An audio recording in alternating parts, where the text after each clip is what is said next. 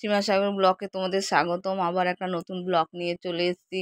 আর শ্রাবণ মাসের লাস্টের দিকে চলে এসেছি বাবার মন্দিরে ভূতনাথে।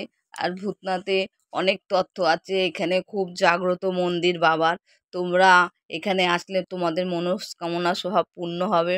আর এখানে আসতে গেলে তোমরা যদি চাও দমদম থেকে মেট্রো চক্ররেলও ধরতে পারো। চক্ররেল ধরে তোমরা একেবারে আইডিতলা ফেরিঘাটে আসবে।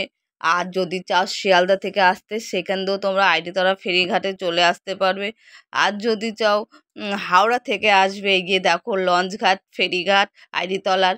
তোমরা হাওড়া থেকে লঞ্চ ধরলে পুরো আইডিতলা ফেরিঘাটে নামতে পারবে। নামলেই সামনেই মন্দির। আর এখানে 51 টাকা থেকে 100 টাকা পর্যন্ত ডালা আছে, তোমরা বাবার কাছে মন্দিরে পুজো দিতে পারো। আর এখানে প্রতীক আছে এখানে নিমতলা শ্মশানের ছাই দিয়েই বাবাকে আরতি করা হয়। আর আরতির সময় হলো সকাল 6টা, রাত্রি 8টায় এই ভস্য আরতি হয়।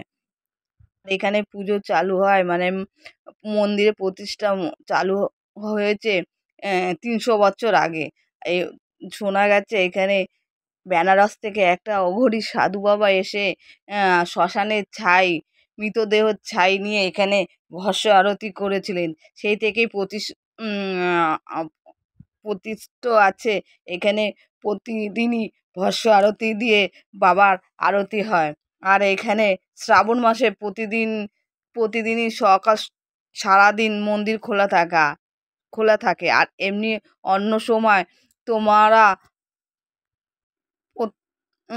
এবং প্রতিদিন সকাল 6টা থেকে দুপুর 2টো আর বিকেল 4টে থেকে রাত 8টা পর্যন্ত তোমরা মন্দির খোলা থাকবে। আর শ্রাবণ মাসে সোমবার সারাদিনই মন্দির খোলা। আর এখানে আসলে মনে একটা অদ্ভুত শান্তিও পাবেন। তো আমরা এখানে তো পুজো দিইনি, কারণ আমি তো পুজো দিতে পারবো না। এরাও ঠাকুর দর্শন করে আমরা চলে গেলাম আর একটা মন্দির দর্শন করতে। ওইখানেও গঙ্গার ওপারে ওই মন্দিরটা। তো আমরা এখানে একটুখানি খাওয়া দাওয়া করে চলে গেলাম গঙ্গা ওপারে একটা মন্দির দেখার জন্য। এখানে ফেরিঘাটে টিকিট কেটে চলে গেলাম। ওইখানেও আর একটা বাবার শিবের মন্দির আছে। চলো ওইখানে গিয়ে আবার তোমাদের ভিডিওটা পরে তোমাদের কাছে আসবে, দেখতে থাকো। ভালো লাগলে লাইক কমেন্ট শেয়ার করে জানিও।